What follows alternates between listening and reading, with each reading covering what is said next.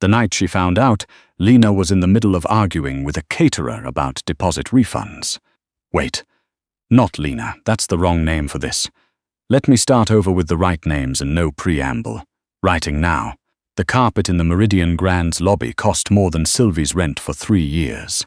She knew this because she'd done the accounting for the renovation. Line by line, invoice by invoice. 47 hours of her life she'd never get back. She knew the cost of every chandelier, every inch of Italian marble, every monogrammed towel in the penthouse suites. She did not know, when she walked through those lobby doors with her resignation letter in her bag and mascara she hadn't bothered to fix, that she was walking into the last quiet moment she'd have for a very long time. The bar was mostly empty. Tuesday nights usually were. She picked a stool at the far end, away from the cluster of suits near the door, and ordered something she couldn't afford and didn't care about. The bartender, a young guy with kind eyes and the practiced neutrality of someone who'd heard everything, set the glass down without a word. She appreciated that. She was halfway through it before she allowed herself to think about what had happened. Not what she'd seen, exactly. What she'd understood. There is a specific kind of stillness that comes over you when the math finally works out. When you run the numbers one more time, and they don't change, and they're not going to change. Sylvie had felt it before. Once, when she was 19 and sitting in a hospital waiting room, and her mother's doctor walked out with a particular expression. And she felt it again now, sitting at the bar of the hotel where she'd built her career, staring at a glass of whiskey she hadn't chosen. Keane had been at the office. That's what his text said. Running late, don't wait up. She had waited up, and then she'd driven to the office because she'd left her badge, which was true, and she'd needed something to do with her hands, which was also true. His car had been in the garage, not unusual. What was unusual was that it was parked next to Dara's car, her best friend's car. In the spot reserved for senior partners, Dara was a junior associate. She didn't have a reserved spot. Sylvie had stood in the parking garage for 4 minutes. She knew this because she counted her breaths. 12 breaths per minute, 48 breaths before she walked back to her own car, drove home and started doing math she already knew the answer to. Text timestamps, missed calls, a conference in Denver that Dara had mentioned offhand back in March. Just a thing, networking, boring stuff, that Sylvie now remembered Keane had also attended. The subtle shift in how Keane said Dara's name, the way he'd stopped mentioning her at all. The numbers worked out. They always did. She finished the whiskey and ordered another. She didn't realize anyone had sat down next to her until he spoke. "You're in my seat." She turned. The man was. She registered impressions in pieces, the way you process things when your brain is already running too hot. Dark suit, no tie. Grey at the temples, but not old. A scar along the left jawline, thin and pale, the kind that had been there long enough to become part of the face. A watch that probably cost more than her car. He was looking at her the way people look at numbers that don't add up, assessing. Not unkind, but not warm either. "The bar," Sylvie said, "is empty." She gestured. She was correct. 11 unoccupied stools. "This one," he said, "is mine. There's no name on it. There doesn't need to be." The bartender materialized with a glass of something that hadn't come from the well bottles behind him. He set it down in front of the seat Sylvie was occupying, and looked between them with the careful expression of someone employed at sufficient altitude to know when not to have opinions. She should have moved. She was aware of this. She should have picked up her glass, her bag, her wrecked evening, and relocated approximately 30 inches to the left. She didn't. "Then you can have it back," she said, "when I'm done." There was a pause. She looked back at her drink. He sat down one stool over. She didn't ask his name. He didn't offer it. For about 20 minutes they occupied adjacent space in companionable silence, which in retrospect was one of the stranger things that happened that night, given everything that came after. The men near the door kept glancing over. Not at her, at him, with the particular alertness of people paid to be alert. Sylvie noticed this the way she noticed most things, filed it, didn't act on it. "Bad night," he said eventually. It wasn't a question. "Accounting error," she said. "In what?" She thought about it. "My judgment." He made a sound that might have been acknowledgement. What does the corrected ledger look like? She looked at him sideways. He was watching the mirror behind the bar, not her. Empty, she said. Clean, he said. Not the same thing. She hadn't thought of it that way. She filed that too. You're not a hotel guest, she said. She knew the guests. She'd done their billing. No staff? His mouth moved, not quite a smile. No, then what are you doing here, meeting someone? He checked the watch. Who is late? Rude, rude, he agreed. The meeting, as it turned out, was happening 4 tables away. She gathered this over the next half hour without meaning to, because she was very good at hearing things she wasn't supposed to hear. Occupational hazard of a decade in hotel accounting, where walls were thin and people forgot she was there. 3 men at a corner table, hushed, tense, the body language of people negotiating something they didn't want documented. One of them, a soft-faced man in an expensive coat, kept checking the door. The man beside her watched them in the mirror. You don't need to be over there, she said quietly. He didn't respond. They're nervous, she said. The one in the grey coat has been checking the entrance every 90 seconds. He's going to try to leave before the number gets bigger. A pause. What number? He said. Whatever number they're arguing about. The other 2 aren't looking at the door. They're looking at their phones. They're waiting for confirmation of something. When it comes, they'll move. She felt rather than saw him turn to look at her. Who are you? He said. Nobody. She picked up her glass. I just read rooms. It's a bad habit. His phone buzzed. He glanced at it once, set it down. Stay here, he said, and stood. She had no particular reason to comply. She also had no particular reason to leave. She stayed. What happened next took about 7 minutes. She tracked it in the mirror the way she tracked spreadsheets. Not the details, the patterns. The soft-faced man saw Vance coming and went very still. The other 2 reached the opposite conclusions. One relaxed, one tensed. The negotiation that followed was quiet and very fast, and at the end of it, the soft-faced man handed something across the table and left, and the 2 others remained and looked like people who had narrowly avoided a different outcome. Vance came back. She had a name now, because one of the other 2 had said it, careful, with the particular inflection of someone who had learned to pronounce it correctly. Vance, just the one word. You read rooms, he said, sitting back down. I read everything. That's a liability or a skill set. She finished her drink. Depends who's asking. He looked at her for a long moment. She let him. She was past the point in the evening where other people's assessment of her had much purchase. You work here, he said. I worked here. She thought about the resignation letter in her bag. Past tense. As of about 4 hours ago. What did you do? Finance. Accounting. Mostly the kind of numbers people hope no one's paying attention to. And were you? Always. Another pause. A different quality to it. I need an accountant, he said. She laughed. She hadn't meant to. It came out like something under pressure, finally finding the crack. That's a line. It's an offer. I don't know anything about you. You know my name. I know one word that might be your name. He reached into his jacket. She watched without moving as he set a card on the bar between them. Plain, no logo, just a number and a single initial. V. Monday, he said. If you want to know more than one word. She looked at the card. She looked at him. She thought about the parking garage, about Keane, about Dara, about the numbers that had worked out so neatly, so cleanly, so completely without any input from her. She thought about the word clean not being the same as empty. She picked up the card. She almost didn't go. Saturday she spent doing the rational math. No company name, no verifiable identity. Men at the corner table who went still when he walked toward them. A scar she hadn't asked about, the careful way the bartender had behaved, as though he knew better than to do otherwise. She'd spent 10 years making sure every number on every ledger she touched was correct, documented, defensible. She'd done everything right. She'd built something, a career, a relationship, a life that looked, from the outside, like a series of good decisions. And she'd been standing in a parking garage at 11:15 on a Tuesday counting her breaths. Sunday, she called the number. It rang twice. Then, Monday, 9 o'clock. I'll send an address. He sent an address. The building was in a part of the city where the streets changed character. Not dangerous exactly, but deliberate. Like it had decided to stop pretending, converted industrial, the kind of renovation that doesn't try to look like anything other than what it is. The door was unmarked. She knocked. A man answered. Not Vance.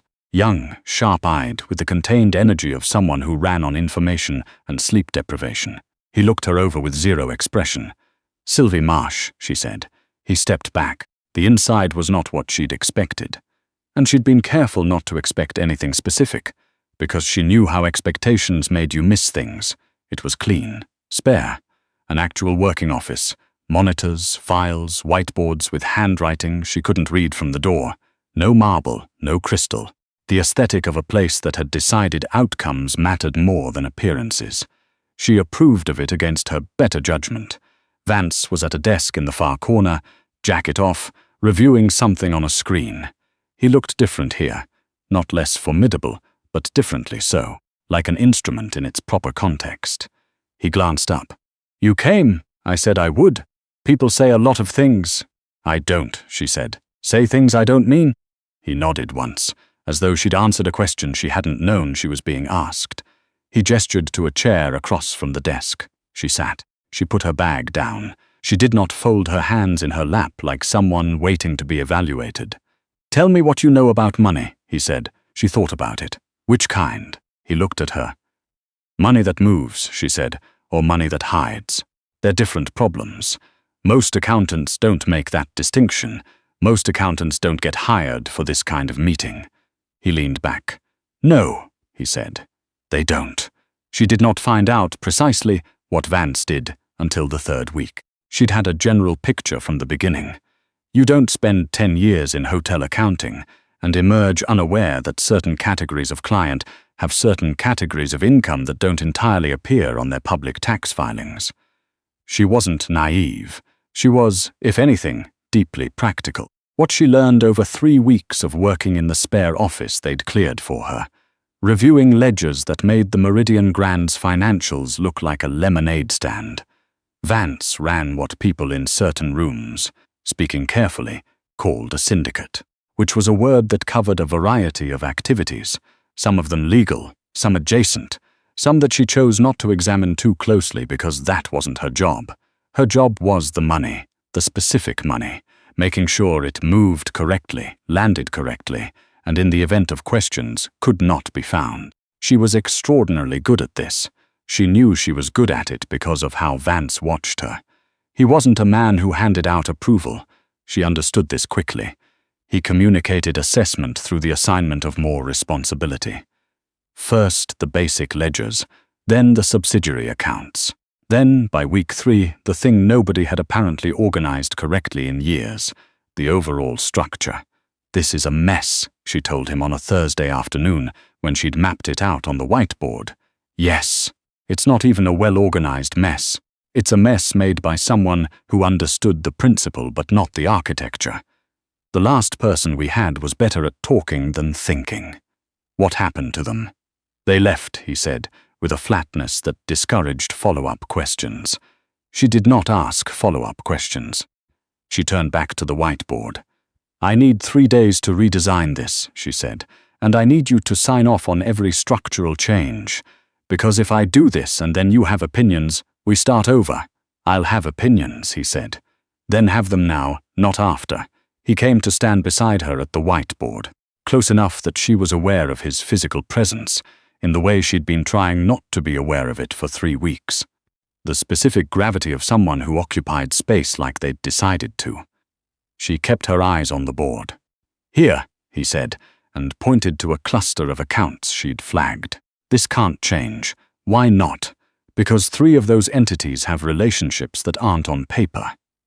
She looked at the cluster, she thought. "Who are they to you? People who'd notice if things looked different. People you owe, or people you're managing." A pause. "Does it matter?" "It matters for the architecture," she said. "You can't build the right structure if I don't know what the load-bearing walls are." He looked at her for a moment, then, "Both." She nodded and drew a box around the cluster on the board. "Stable zone," she said. "Everything else moves." She didn't tell anyone about the job. She had no one to tell, which was something she was still in the process of updating, internally, the way you update a ledger when an asset is reclassified. Keane had disappeared into the comfortable silence of someone who'd gotten what he wanted and didn't expect consequences.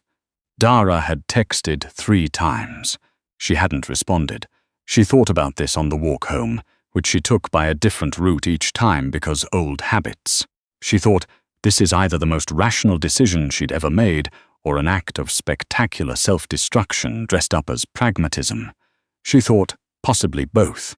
She thought, the money is good and the work is interesting, and nobody here looks at her the way people at the Meridian Grand had looked at her, as the woman who did the numbers, which was a way of saying the woman who didn't matter. Here everyone looked at her like she mattered. Not warmly, exactly, but seriously, like she was a factor to be accounted for. She found, somewhat to her own surprise, that she preferred this. The first time something went wrong, it went wrong fast. A Thursday afternoon, 6 weeks in. She was restructuring a chain of shell accounts when the office changed atmosphere. That specific shift she'd learned to recognize, like pressure before a storm. The young, sharp-eyed man, whose name was Doyle, appeared in her doorway with the expression of someone delivering information they'd rather not deliver. Vance needs you. She saved her work. She went. In the main room, Vance was on the phone. She waited. He was not speaking. He was listening, with the total stillness of someone managing information overload through enforced calm. His knuckles were not white. He was too controlled for that, but she'd spent enough hours in this space to read the fine print. He hung up. Problem, he said. What kind? The kind I need to make disappear by end of business. He laid it out in brief, precise sentences which she appreciated. A transaction, large, layered, moving through 4 entities, had surfaced in an audit in ways it shouldn't have. Not criminally exposed, not yet, but visible in a way that would invite questions she couldn't afford to invite. She looked at the documentation he handed her. She thought, who did the original structure on this? Someone before your time, the same someone who built the general mess. Yes. She spread the documents out on the nearest table. She stood over them. She did the thing she'd always done when confronted with a knotted problem. Not panic, not react. Read. Find the actual shape of the thing beneath the apparent shape. I can fix it, she said, after 4 minutes. But not by end of business, tomorrow morning. I said end of business, and I said tomorrow morning. She looked up. I can do it badly and quickly or correctly and by 7 a.m. Pick one. He looked at her with the expression she'd come to understand meant he was rerunning calculations. 7 a.m., he said. She worked until 2 in the morning. She went home for 4 hours, which she did not spend sleeping. She came back at 6 and finished. She sent him the restructured documents at 6:53. His response, received at 7:01, was 2 words, hire yourself.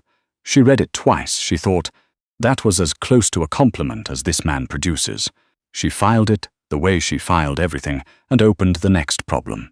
The thing about working in close quarters with someone who moves the way Vance moved, economical, deliberate, as though he'd long ago decided that excess motion was a liability, is that you learned their patterns before you decided to. She knew his coffee order by week 2. By week 4, she knew that the scar on his jaw was from something that hadn't been meant to kill him. The angle was wrong for that, but had been meant to communicate something. By week 6, she knew that he ran the entire operation like a ledger. Every person, every arrangement, every debt accounted for, updated in real time, managed with extreme precision. She understood this way of thinking. It was, structurally, how she thought about spreadsheets. What she had not accounted for. What she had specifically avoided accounting for, with the discipline of someone who knows when a number is dangerous, was what happened to the careful professional distance when he came to stand beside her at the whiteboard again, on a night when everyone else had gone home and the office was very quiet, and said, "You're not like what I expected." She was looking at the board. She kept looking at it. "What did you expect?" "Someone more afraid." "I'm afraid," she said. "I just don't perform it." She felt him look at her. She did not look back. "Why did you come?" he said. "Monday, the first one." She thought about the parking garage, the 48 breaths, The specific quality of the silence in her apartment at midnight, keen side of the closet, a life that had turned out to be an accounting error. Because the alternative, she said, was going home to something that wasn't there anymore. A pause. And now, he said. She looked at the whiteboard. The clean architecture she'd built over 6 weeks, every number in its right place, every account mapped and legible, something she'd made that was, structurally, the most honest thing she'd worked on in years. Now, she said, I'm not sure the alternative matters as much. She felt the shift in the space between them, the small but unreversible recalculation of something. She did not look at him. He did not move away. The second time something went wrong, it was about her. 7 weeks in, a man she didn't recognize, older, well-dressed, with the composed expression of someone who'd learned early that composure was a weapon, appeared in the office asking for Vance and looked at her in a way that took inventory. She continued working. After the meeting, Doyle came to her door with the particular expression she'd come to associate with information she needed to know and would not enjoy knowing. Aldrin's asking about you, he said. I heard him come in. Not like that. Before today, he's been asking who Vance brought in. She thought about this. And what has Vance said? Doyle's expression shifted a fraction. You should ask him. She did. Vance was behind his desk. She shut the door, not because she needed privacy, but because she needed the room to be a room with a door, not a passageway. Aldrin's been asking about me, she said. He didn't look up immediately. When he did, his face was doing that specific thing it did when he was managing more information than he was releasing. Yes, why? Because you're good at what you do, and he's observant, and he set down what he was holding. He looked at her directly, which was something he'd only started doing in the last 2 weeks, in a way that registered differently than professional assessment. Aldrin, he said, collects things he thinks other people want. She understood this immediately. It was, structurally, a very clean problem. So by asking, she said, he's telling you he's noticed you want something. The silence between them was not empty. Yes, he said, she thought. What are you going to do about it? That, he said, depends on you. She'd been good at not examining this. She'd been methodical about it. Every time the thought surfaced, she'd reclassified it, the way you reclassify a line item that doesn't fit the current account structure. Irrelevant. Out of scope. Not what this is. The parking garage. The 48 breaths. The decision she'd made on Sunday night to call a number on a plain card because the alternative was a life that had turned out to be built on someone else's deception. She had come here because she had nowhere else to go. She had stayed because the work was real and she was good at it, and because, slowly and without her quite authorizing it, this cold, spare office had started to feel more like a true account of her life than anything that had come before it. What would it mean, she said carefully. For you, it would mean, Vance said, that Aldrin's intelligence is wrong. And for you, she said, not for strategy. For you, he was quiet for a moment, for a man who said very little. His silences had a vocabulary she'd been translating for weeks.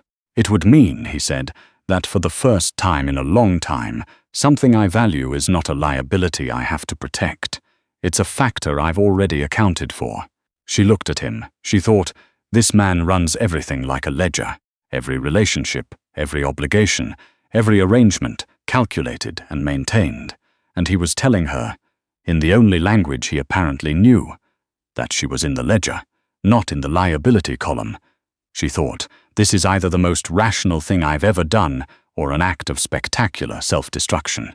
She thought, I've run that calculation already. Aldrin, she said, is wrong about what you want. He looked at her.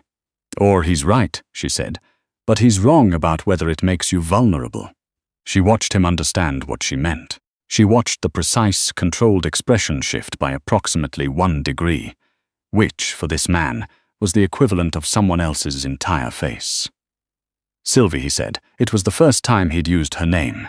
She had not, until that moment, understood how much it would matter that he did. She didn't go back to her apartment that night, or rather she went back for approximately 40 minutes to take stock of what she was doing, because she was a woman who took stock of things, and then she returned.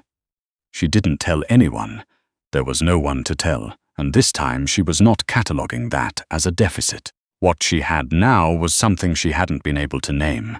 Before this job, before this building, before a man who communicated almost entirely in implication and precise action.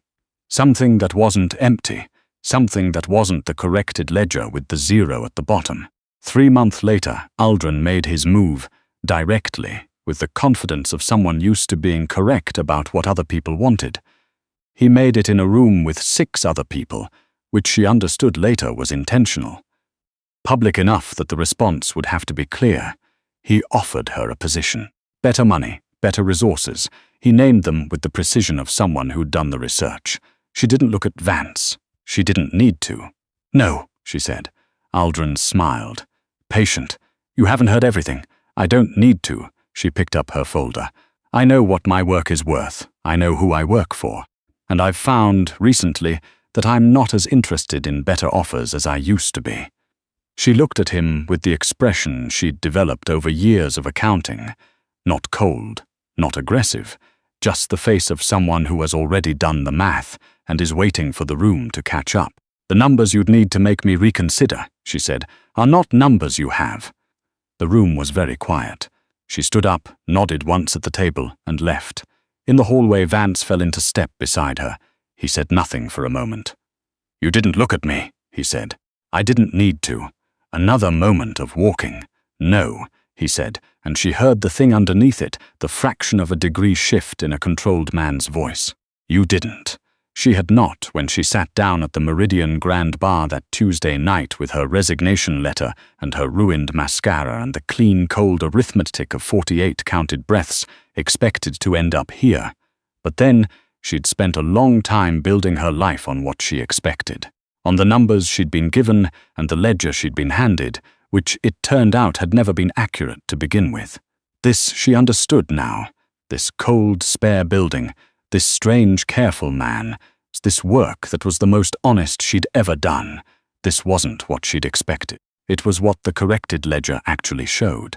She was, for the first time in years, looking at numbers that added up.